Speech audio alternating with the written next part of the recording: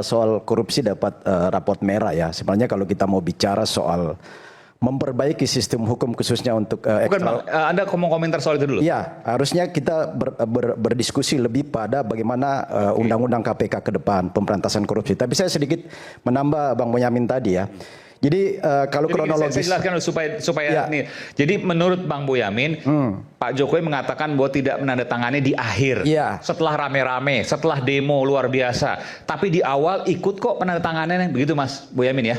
Penandatanganan ini ketika mengutus representasi wakil pemerintah yaitu Menteri Kumham ya Pak Yasona bersama PAN RB untuk masuk dalam proses-proses pembahasan bersama DPR RI karena inisiatifnya emang inisiatif dari DPR RI. Iya, tahap awal ini. Tahap awal. Nah, dalam proses perjalanannya karena banyak di dalam pembicaraan yang bagi pemerintah sendiri itu sebenarnya merujuk pada yang kita diskusi setelah itu adalah pelemahan KPK. Itulah yang ditolak Pak Jokowi untuk menandatangani itu. Maka ketika terjadi itu Pak Jokowi sudah inisiatif untuk menerbitkan Perpu, ya, menerbitkan Perpu. Tapi ada perlawanan dari DPR RI ketika itu, khususnya yang dari Komisi 3. Sekjen P3 ketika itu Pak Arsul Sani yang sekarang jadi hakim MK itu sangat viral di media kan. Semua media memberitakan bahwa DPR akan menolak atau melawan Perpu dari Presiden kalau itu terbit. Nah, dengan kondisi seperti itu, untuk menciptakan situasi yang kondusif, situasi politik yang kondusif, maka Pak Jokowi mengatakan ya sudah, kalau memang ini menjadi sesuatu yang menciptakan disharmoni politik, ya akhirnya kan ya berjalan aja alami kan draft undang-undang itu karena tadi seperti Bang Bonyamin katakan 30 hari itu dia akan berlaku undang-undang itu. Itu yang terjadi. Nah, di dalam usulan-usulan pemerintah ketika itu tadi sudah ada beberapa poin itu yang salah satu belum disebut Bang Bonyamin soal penyadapan yang ditolak Pak Jokowi. Penyadapan harus izin ya. Nah itu Pak Jokowi mengatakan bahwa itu juga bagian dari pelemahan. Harusnya penyadapan itu menjadi diskresi sepenuhnya oleh KPK. Nggak perlu izin-izin karena ini untuk bagaimana menciptakan pemberantasan korupsi yang baik. Nah itu kalau misalnya soal klarifikasi soal itu ya. Makanya kalau misalnya kemarin juga bukan Pak Jokowi yang mengatakan kembali ke undang-undang KPK yang lama, bukan wartawan kan mewawancara. Gimana pendapat Pak Jokowi kalau seandainya dikembalikan pada setuju. Pak Jokowi yang saya setuju karena memang standing position Pak Jokowi ketika menjadi presiden 2019 itu memang menolak beberapa poin itu. Ya, sebelum nah, itu poinnya. Saya ya, kita kalau berangkat dari pernyataan Pak Jokowi jadi misleading. Kenapa? Karena Pak Jokowi bukan siapa-siapa lagi. Ya, betul. Saya sepakat, Pak. Dia tidak punya instrumen apapun untuk mewujudkan apa maunya, ya. Dia bukan penguasa, dia tidak punya instrumen politik yang mempunyai kemampuan untuk mewujudkan apa yang diinginkan, ya. Yang harus ditanya adalah Pak Prabowo yang begitu gegap gempita mau memberantas korupsi, dia serius atau omon-omon, gitu loh, ya. Kalau tadi ditanyakan ke Mensesnek ya, ternyata dia nggak memberi tanggapan, gitu ya. Jadi ini kita rakyat ya mendiskusikan satu keinginan baik ya, apakah akan direspon. Nah kita dorong. Jadi jangan berangkat dari pernyataan Pak Jokowi, dia udah tidak punya kemampuan apapun. Ya. Setuju aja, semua kita sendiri sekarang yakin pengen pemberantasan korupsi lebih bagus. Kalau solusinya adalah kembali ke undang-undang lama, saya kira tidak ada yang menolak. Pak Jokowi aja juga setuju kok, gitu kan. Teman-teman yang kiri ini diasakan dihadap-hadapkan ini, saya kira setuju semua kembali ke undang-undang dasar. Tapi DPR nggak setuju tuh, ya tadi sudah dinyatakan oleh DPR ya bahwa belum ada pembahasan terkait dengan undang-undang KPK. Ya itu kan masih ria-ria kembang-kembang aja. Tapi kembali ke laptop tadi tentang Pak Jokowi itu. Ya, misalnya tentang penyadapan, tapi pemerintah juga setuju waktu itu akhirnya diawasi penyadapannya oleh Dewan Pengawas, akhirnya setuju itu kan. Tapi mestinya oleh MK dibatalkan. Jalan tengah itu. Lah ya udah, tapi tindak lanjut berikutnya ketika ini lupa saya yang penting ini satu. Tentang ASN dari pegawai KPK. Tindak lanjutnya apa? Tes wawasan kebangsaan. Yang menjadikan hilang semua orang yang dianggap andal di sana. Dan Pak Jokowi waktu itu diam, tidak mempermasalahkan itu, bahkan semua lembaga yang terkait itu sama-sama untuk melakukan tes wawasan kebangsaan, mulai BKN, BIN, juga beberapa lembaga yang lain. Gitu. Pak Jokowi membiarkan itu.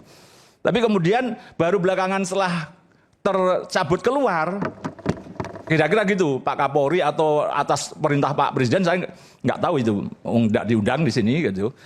Kemudian ditampung di Polri. 57 orang itu ada yang mau, ada yang tidak gitu. Jadi menurut saya kalau toh pernyataan tidak setuju, berarti kan ya proses-proses tes wawasan kebangsaan yang ternyata mengeliminir itu orang-orang yang dianggap bandal itu ya berarti tidak setujui gitu, tetap di KPK. Nah sekarang baru pada kebuka misalnya dari KIP itu kan, Komisi Informasi Publik, komisi itu sudah memerintahkan dibuka nilainya berapa. Kenapa? Menjadi kontradiktif ketika Pak Firly yang ketua KPK yang menyelenggarakan tes wawasan kebangsaan menurut saya malah nggak lulus, buktinya kena kasus pelanggaran etik berat gitu kan. Nah itu kan menurut saya tidak wawasan kebangsaan kalau itu. Tapi yang kawan-kawan yang andal 57 itu harusnya lulus karena dia sampai sekarang terbukti belum ada hal yang menjadikan mereka cacat. Jadi maksud Anda tuh bahwa pelemahan KPK ini ada andil Pak Jokowi, langsung aja saya pertanyaan itu. Ya urutannya kan jelas kalau dalam posisi itu.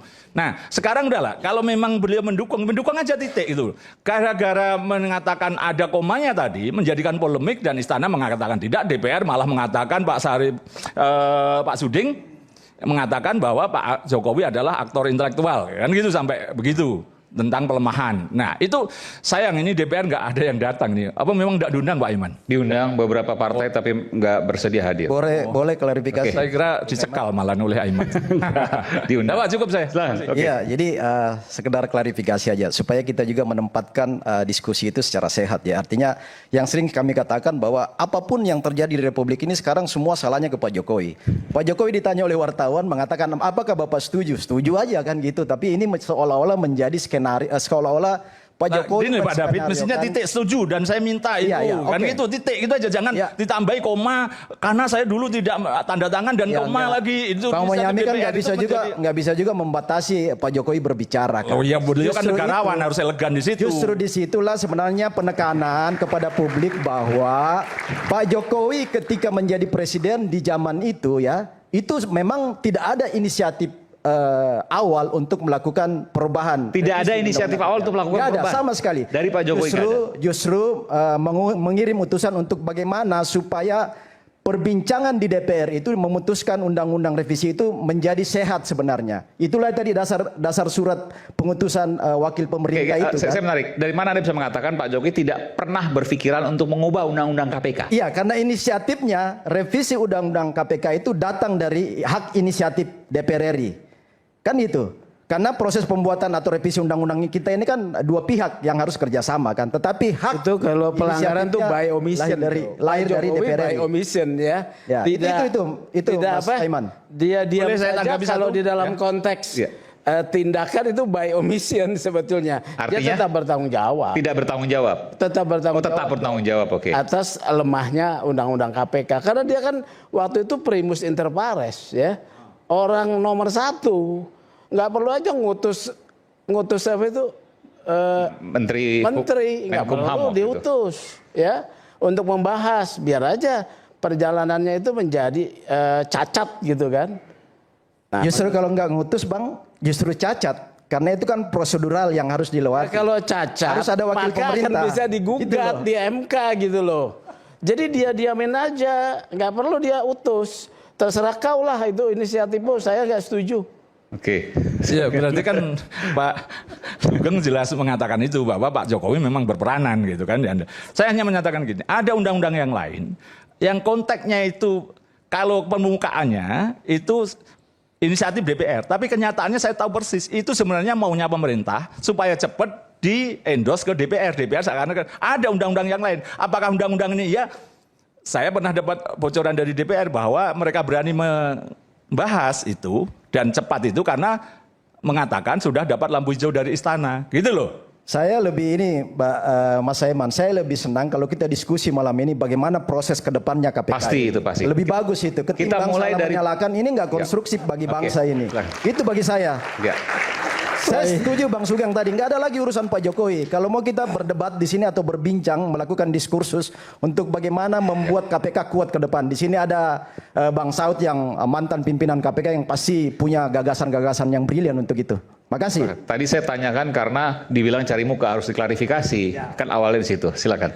Terima kasih Bang Aiman. Jadi begini, kita akan bicara ini mengurai sebuah peristiwa. Karena masyarakat kita juga di luar sana harus mengetahui kebenaran yang sejati.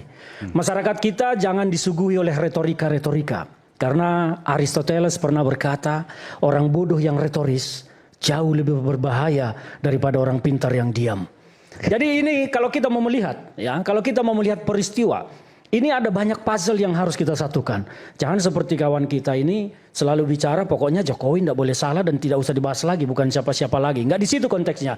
Kita mau berbicara tentang sebuah alur peristiwa. Saya selesaikan. Tadi ada bicara saya tidak potong, ya. Tadi ada bicara saya tidak potong.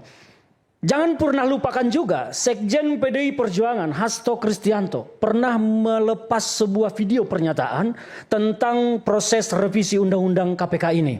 Bahwa Hasto mengatakan di situ tentang inisiatif Jokowi, bahkan diskusi, bahkan mengatakan sampai disebut di situ menteri dan mendatangi dan minyak pelumasnya. Tertulis, terbicara bahkan sampai 3 juta US dollar. Itu sebuah bagian dari puzzle. Tapi apakah itu kebenaran yang terbuka di depan publik? Publik harus mencari tahu lebih dalam. Sebentar, pelan-pelan. Gimana? Hasto pernah melepas sebuah video menjelang beliau dikriminalisasi. Ya, pernah melepas satu video pernyataan tentang proses undang-undang KPK ini direvisi. Di situ Pak Hasto menyampaikan sebuah peristiwa yang pernah terjadi. Utusan istana datang menemui beliau. Bagaimana ini supaya proses cepat. Dan Hasto menyampaikan di situ ya bahwa ini tujuannya untuk apa? Untuk melindungi pencalonan putra-putra beliau kemudian menjadi pejabat publik. Itu yang disampaikan oleh Sekjen Hasto. Ini bagian dari puzzle. Jadi waktu itu revisi undang-undang KPK untuk pencalonan anak-anaknya Pak Jokowi. Untuk melindungi anak-anaknya Jokowi yang akan maju sebagai pejabat. Itu yang disampaikan oleh Sekjen PDI Perjuangan Hasto Kristianto. Terbukti nggak itu Bang Ferdinand? Ketika utusan Jokowi mendatangi beliau, menteri. Ya maksud saya ini kan kita mau mengurai pasal. Yang kedua, jangan selalu berlindung di balik kata Jokowi tidak menandatangani inisiatif DPR. Kalau contohnya, kalau memang Jokowi bukan seorang pengecut, kalaupun inisiatif DPR, harusnya ketika usulan itu datang ke meja istana, Presiden langsung berkirim surat, kami pemerintah eksekutif menolak revisi ini. Bukan menulis surat seperti yang tadi, mengirim utusan ke DPR untuk membahas. Konstitusi kita, Undang-Undang Dasar 1945 pasal 20 mengatur itu. Bahwa ini adalah keputusan kesepakatan bersama, pasal 20 ayat 2. Itu bersama, artinya ketika utusan pemerintah di sana ada, Jokowi sebagai presiden sudah bersetuju itu direvisi. Soal kemudian Pak Jokowi tidak menandatangani hasil revisinya, tetapi pada paripurna telah diketok palu dengan kalimat sepakat bersama-sama melakukan revisi. Jadi pemerintah di sini dalam hal ini Jokowi jangan cuci tangan, jangan buang badan bahwa seolah-olah dia tidak tahu menahu ini bukan urusan dia tidak terlibat, ini DPR. Itu sebuah kemunafikan politik. Sudahlah, cukuplah munafik 10 tahun kemarin, sekarang jangan lagi kan begitu. Ini yang harus dijelaskan. Jadi sebentar Bung Resman, nanti ada dapat giliran. Ini berarti dalam urusan Pak Jokowi. Sebentar, Anda jangan panas dulu. Nanti silakan. Sedikit aja. Memang perlu diklarifikasi. Tadi dibilang nanti perlu klarifikasi. Saya harus simbang karena saya perlu memberikan kesempatan untuk klarifikasi karena tadi sebutkan begitu sengit apa yang disampaikan. Sedikit saja. Saya mau katakan bahwa tuduhan bahwa terjadi kriminalisasi terhadap Hasto Kristianto adalah tidak benar. Itu menurut fakta. Anda, menurut saya kan di persidangan. Kriminalisasi. Di persidangan apa? Mana ada fakta mengatakan kriminalisasi? Sampai sekarang itu yang kedua, kriminalisasi. Ini menjadi kisruh dan ribut karena seksi ada disebut Pak Jokowi di situ. Seolah-olah Pak Jokowi cuci tangan. Nah, kalau saya boleh berbahasa Bang Ferdinand, kita ini sahabatan. Yang saya mau katakan adalah apa-apa sedikit Pak Jokowi. Ya memang semua keributan bangsa ini sekarang Jokowi. Lupa tidak Anda bahwa 10 tahun pemerintahan Jokowi adalah menjadi bagian penting dari Partai Demokrasi Indonesia Perjuangan. Apa kalian tidak menikmati pemerintahan itu? Betul. Jangan gara-gara waktu 1 tahun. Konteks menikmati ini apa dulu yang mau saya sampaikan? Kabinet lebih banyak, Kader-kader partai lebih banyak. Anda berarti itu tidak fakta. mencatat data. Loh, kenapa tidak pakai berapa data? orang Menteri PD Perjuangan saya tanya? bagian 2019. Nah, saya tanya berapa Kan orang satu Menteri bicara. PD Perjuangan di Banyak, Jokowi? lebih dari 5 Berapa orang. orang? Coba jawab Saya mau tanya. Coba jawab saya berapa orang PD Perjuangan menterinya? Lebih dari 5 orang.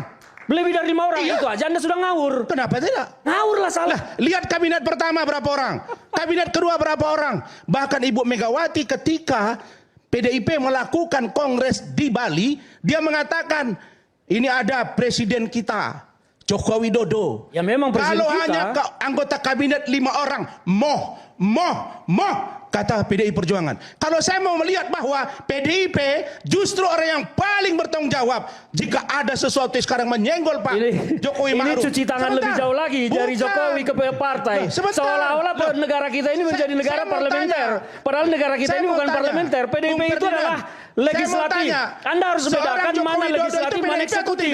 Kalau pemahaman Anda saja gagal di situ, Anda sudah akan sesat pernyataan Anda kemanapun. Jawaban ini akan kita sampaikan nanti selepas jeda. Tetaplah bersama kami di Rakyat Bersuara.